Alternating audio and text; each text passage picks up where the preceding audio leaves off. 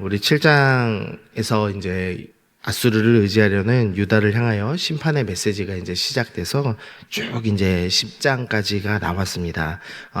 이 심판이 영원한 심판이 아니었음을 이제 보여주면서 11장부터는 이제 약속된 메시아에 대한 말씀이 나왔죠. 그래서 그분이 어떤 분이시고 어떤 나라를 이루실지에 대해서 이제 11장이 이제 설명을 했습니다.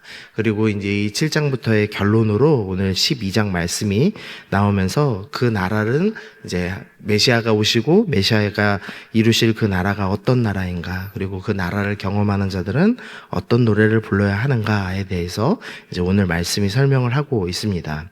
그래서 이제 1절에서 이 말씀의 출발을 그날에라고 이제 말씀하고 있습니다. 이제 그날은 메시아께서 이제 하나님의 나라를 완성하는 날, 그래서 우리 선지자들이 여호와의 날이라고 불렀던 그날, 구원의 날이며 기쁨의 날을 지금 오늘 설명을 하고 있습니다. 그날은 어떤 날이냐면 1절 좀 계속 보시면요, 그날에 내가 말하기를 여호와여 주께서 전에는 내게 노하셨사오나 이제는 주의 진노가 돌아섰고라고 말합니다. 이전에는 진노하셨지만 이제는 진노를 돌이키시는 날, 그날이 왔다라고 말씀하십니다. 왜 이 진노가 돌이켜졌냐면 이 11장에서 오신 이새의 줄기, 평화의 왕으로 오신 예수님께서 우리가 당해야 될 진노를 다 대신 당하시고 우리를 위하여서 십자가를 지셨기 때문입니다. 그리고 이제는 우리가 그 예수님께 속하여서 영원한 하나님의 나라의 일원이 되었기에 우리는 안위 받을 수 있었다, 구원받을 수 있었다라고 말씀을 하고 있는 겁니다. 그래서 이런 놀라운 구원 받은 자는 가만히 있을 수가 없겠죠. 그래서 2절에서 그 하나님에 대해서 이제 찬양을 합니다. 2절 말씀 보시면 보라 하나님은 나의 구원이시라, 내가 신뢰하고 두려움이 없으니 라고 얘기합니다. 7장부터 계속 이제 이야기하는 것이 너희가 두려워하지 말아라 라는 말씀이었죠. 아수르를 두려워하여서 아수르를 의지하던, 애굽을 의지하던, 이 강대국을 신뢰하려고 하던 그런 잘못된 마음이 있었는데, 이제는 하나님을 나의 구원이라고 얘기하고 하나님만을 신뢰하며 더 이상 두려워하지 않는 믿음의 사람이 되었다라는 것을 2절이 보여줍니다. 그러면서 2절에서 이제 후반부에 뭐라고 찬양을 하냐면은요, 주 여호와는 나의 힘이시며 나의 노래시며 나의 구원이심이라 라고 이제 찬양을 합니다. 이 찬양은 뭐 앞에 있던 하나님이 구원이십니다 라는 말씀을 단순히 반복하는 것이 아니라 이 출애굽기 15장 2절의 말씀을 지금 다시 찬양하는 것입니다. 출애굽기 15장 2절은 이 홍해를 건너고 이 뒤에 애굽의 군대가 쫓아왔을 때 애굽의 군대를 이제 수장하시고 이제 완전히 이제 우리를 구원하신 그 하나님을 향하여서 부르던 찬양이죠. 이 단순한 찬양이 아니라 이전에는 노예살이에 있는데 이제는 우리가 자유민이 되었습니다라는 그 기쁨의 노래로 여호와는 나의 힘이시며 노래시며 구원이십니다라는 찬양을 했는데, 이제는 이 메시아께서 이루시는 영원한 나라, 거기서도 우리가 똑같이 출애굽 때 부르던 그 찬양을 하게 될 것입니다 라고 말씀하는 겁니다. 즉 이 구원은 단순히 아수르라는 한 나라에서 해방되어서 외치는 구원 정도가 아니라 우리의 신분이 영원히 바뀌는 일이 될 것입니다 라는 말씀을 하는 겁니다. 이 죄의 나라에 살았던 우리가 이제는 영원한 하나님 나라의 백성이 되고 하나님의 자녀로서 영원히 살게 되었다, 이 놀라운 큰 기쁨을 지금 2절에서 찬양을 하고 있습니다. 그러면서 이제 3절부터는 찬양의 성격이 조금 바뀝니다.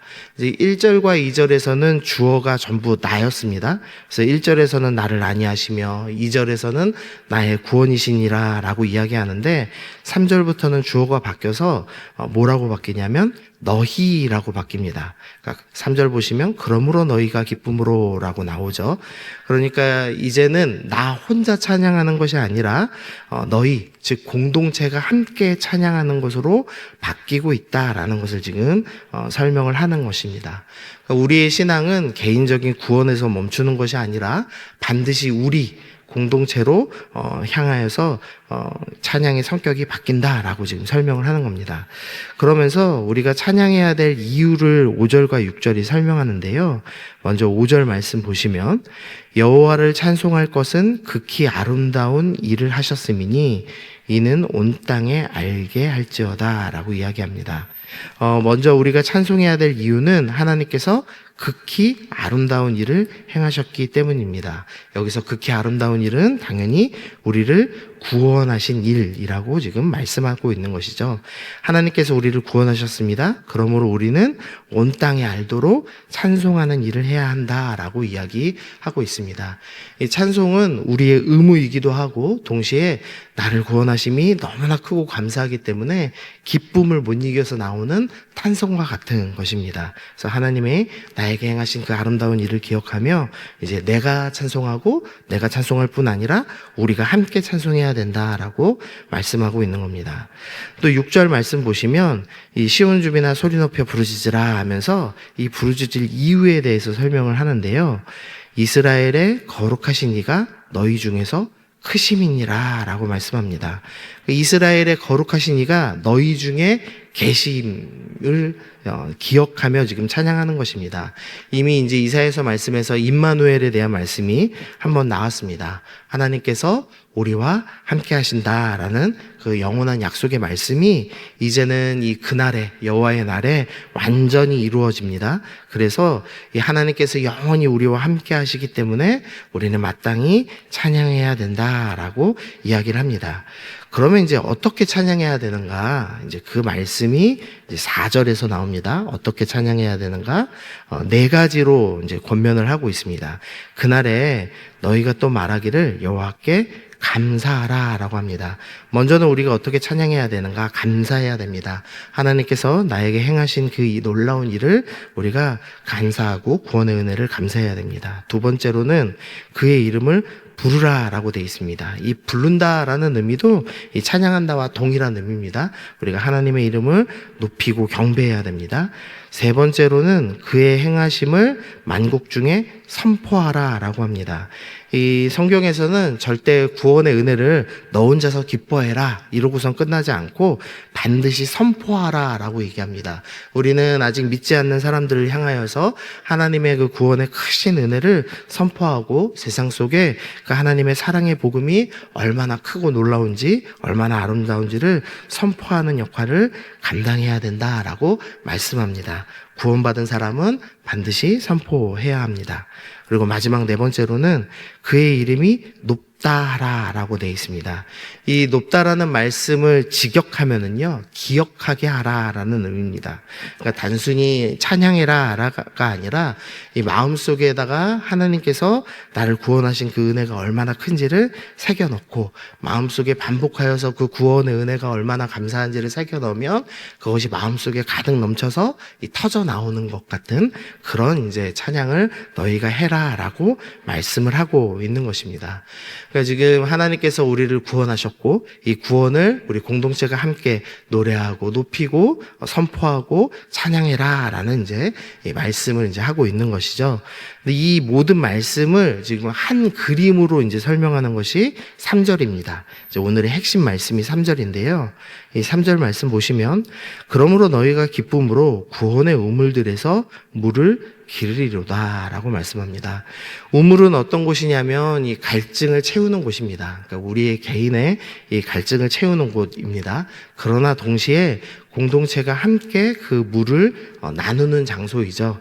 그래서 갈증을 해결하고 정결하게 되고 서로가 서로를 돌보는 공동체의 장소가 바로 이 우물이고 아무리 물을 퍼도 부족함이 없는 풍요의 장소가 바로 우물입니다. 하나님께서 이 구원에 대해서 설명하시는 겁니다. 구원은 영원히 목마르지 않은 것이고 영원히 부족하지 않은 것이며 공동체가 함께 나누고 누리는 것이다. 너희가 이 구원의 은혜를 이제는 모든 열방 가운데 선포하고 함께 찬양하여라 라고 말씀을 하고 있는 겁니다. 그러면 이제 오늘 우리가 무엇을 적용해야 되는가? 딱 한 가지만 적용하겠습니다. 나는 어디에 있는가입니다. 주님께서는 이 구원의 우물을 베푸시고 우리 가운데 너희가 생명수로 나와라 라고 말씀하고 계십니다. 그리고 그것을 공동체에게 함께 나눠라 라고 말씀하고 계십니다.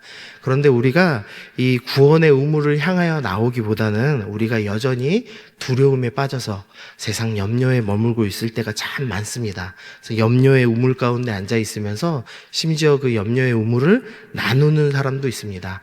아, 이렇게 세상이 어렵다, 저렇게 어렵다, 어떻게 사냐, 어떻게 살지 도저히 모르겠다 이러면서 염려를 퍼다 나르는 사람이 있고, 이 너무나 두려운 나머지 나는 어떻게 해야 되지, 세상에서 좀 위로를 얻어보자 하면서 세상의 위로와 쾌락의 우물을 향하여 나가는 사람들도 여전히 있습니다. 그래서 오늘 말씀 좀 적용하시면서 나는 이미 구원받은 사람인데, 그래서 주님께서는 그 구원의 우물을 함께 나누고 함께 찬양하라고 말씀하시는데, 나는 어느 우물가에 앉아 있는가? 혹시 내가 여전히 염려하고 있지는 않은가? 내가 혹시 여전히 세상의 위로와 쾌락을 바라고 있지는 않은가에 대해서 좀 생각을 해보시면서, 하나님, 내가 어디에 앉아 있습니까? 나는 다시 주님 앞으로 나아가길 소원합니다. 주님 구원의 기쁨을 회복하는 믿음의 사람이 되기를 소원합니다. 우리 그렇게 오늘 결단하시면서 함께 기도하며 주님 앞에 나아가시는 여러분 되시기를 소원합니다.